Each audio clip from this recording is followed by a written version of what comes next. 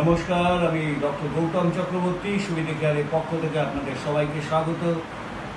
অন্যান্য দিনের মতো আজকেও আমরা একটা নতুন প্রোডাক্ট নিয়ে উপস্থিত হয়েছি। এটা হচ্ছে চরম সুখ capsule, 100% natural herbal capsule. 100% herbal এবং ন্যাচারাল ক্যাপসুল।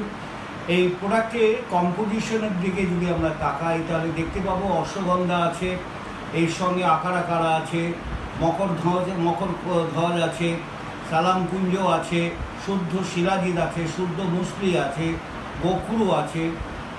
তাহলে বুঝতেই পারছেন একটা অসাধারণ প্রোডাক্ট এই চরম সুখ ক্যাপসুল। চরম সুখ ক্যাপসুল মূলত আমরা বলতে পারি যে সমস্ত মানুষের ধরুন তার শারীরিক দুর্বলতা থেকে হোক বা ক্লান্তি থেকে হোক, সে কাজ করার উৎসাহ পাচ্ছে না, তার ভাইটালিটি, ভিগারনেস এগুলো কমে গেছে, প্রাণবন্ততা এটা কমে গেছে, এনার্জি লেভেল ভীষণ লো হয়ে গেছে, তাদের এনার্জি লেভেলটাকে বুস্ট আপ করতে হলে এবং তাদের ভাইটালিটি, ভিগারনেস এইগুলো বাড়াতে হলে চরম সুখ ক্যাপসুলটা রেগুলার আপনাকে ব্যবহার করতেই হবে। 1 2 নম্বর হচ্ছে চরম সুখ ক্যাপসুল তাদেরকেও বলা যায় যাদের একটু সেক্সুয়াল বা যৌন সমস্যা রয়েছে, যেমন ধরুন যাদের লিঙ্গ শিথিলতা বা যেটাকে ইরেকটাইল ডিসফাংশন বলি, কিংবা যাদের ধরুন আর্লি জ্যাকুলেশন মানে শীঘ্রই বীর্যপাত হয়ে যাচ্ছে, সহবাসে সুখ অনুভব করতে পারছেন না বা সুখ দিতে পারছেন না, এই সমস্যায় তারা আক্রান্ত। এবং সর্বোপরি দেখা গেছে লো লিবিডো, অর্থাৎ সেক্সুয়ালের যে একটা আর্গ বা উৎসাহ বা আকাঙ্ক্ষা সেটা তারা বোধ করছেন না।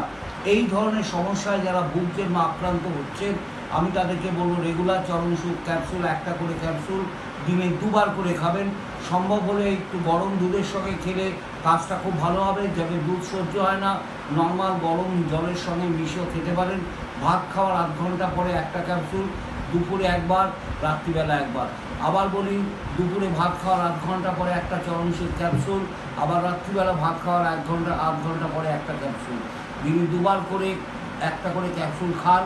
কন্টিনিউয়াস 2 মাস খাওয়ার পরে আপনি বুঝতে পারবেন আপনি যে সমস্ত সমস্যা নিয়ে এতক্ষণ আলোচনা করলাম সেই সমস্যাগুলো অনেক কমে গেছে। এবং এটা কন্টিনিউ যদি আরও 2-3 মাস করতে পারেন, দেখবেন আপনার আগের সেই physical fitness, energy level, vigorness, vitality সমস্তই ফিরে আসছে। ধন্যবাদ, নমস্কার।